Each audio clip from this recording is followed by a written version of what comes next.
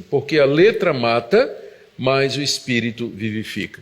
Essa é uma passagem que tem sofrido muito nas mãos de alguns intérpretes. Tem padecido muito na mão de alguns intérpretes, especialmente quando tirada do seu contexto.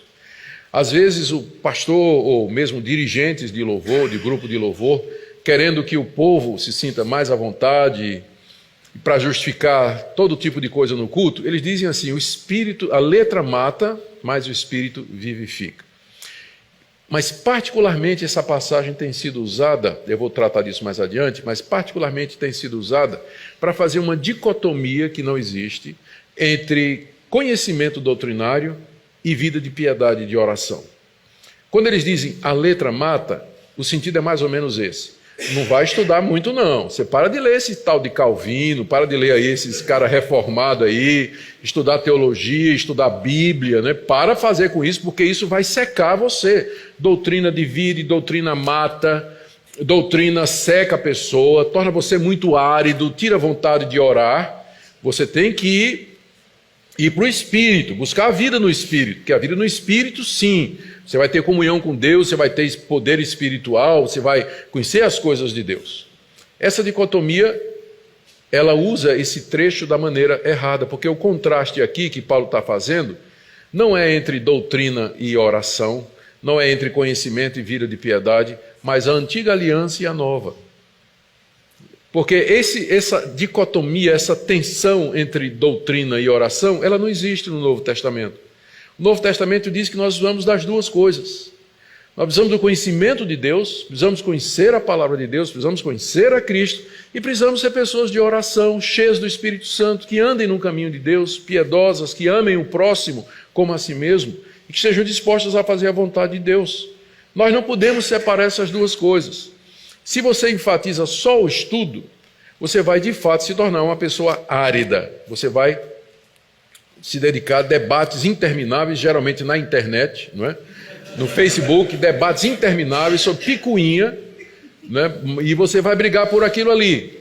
Se você rejeita tudo isso e diz assim: não, eu vou me dedicar só à oração e à busca de Deus, plenitude do Espírito e tudo mais, se você não tiver uma espinha dorsal teológica boa, você vai cair no misticismo, como nós vimos ontem, gente adorando anjo, gente praticando ascetismo, você vai cair em superstição evangélica, você vai cair num pragmatismo evangélico e uma série de conceitos e ações que não têm o menor fundamento bíblico, e disso a igreja evangélica está cheia.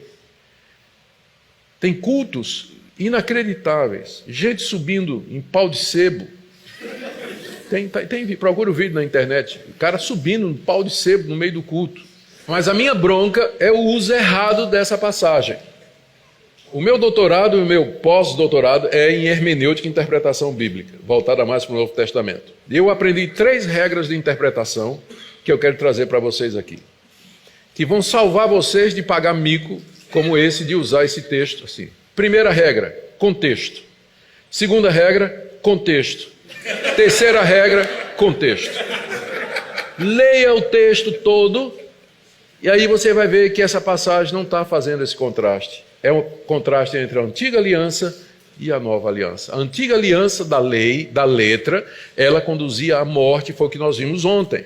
O objetivo da lei era mostrar ao judeu que ele era impotente para salvar-se, que ele era um pecador, estava condenado debaixo da santa e justa vontade de Deus, santidade de Deus, e que ele não tinha recursos em si para quitar sua dívida diante de Deus. Portanto, o judeu tinha que perguntar: miserável homem que sou, quem me livrará do corpo dessa morte?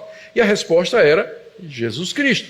O judeu, então, era apontado para o altar dos sacrifícios, para o cordeiro imolado ali, para o sangue derramado, e dizendo: a sua única esperança é aquela.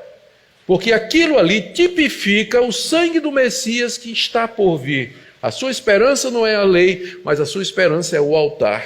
O cordeiro imolado sobre o altar. Creia nisso e você será salvo. No Antigo Testamento, os judeus eram salvos da mesma maneira que nós somos, pela fé. O judeu era salvo porque ele cria no altar e no cordeiro e no sangue derramado, que tipificava e antecedia o sacrifício de Cristo. E nós somos salvos pelo cordeiro que já veio. e que já foi imolado no altar do Calvário. É a mesma coisa. Não existem dois sistemas de salvação. No Antigo Testamento era pelas obras e no Novo pela fé, como o pessoal acha, né? Sempre foi da mesma forma. Nunca ninguém se salvou por obra, sempre foi pela graça, pela fé em Jesus Cristo. Antes dele, no Messias que haveria de vir. Depois dele, no Messias que já veio. No Antigo Testamento eles olhavam para frente. Agora no Novo a gente olha para trás. Para o centro da história, que é Cristo crucificado lá no alto do monte. Lá no alto do monte. Então essa é a nossa única esperança. E aqui então esse é o contraste que Paulo está fazendo aqui.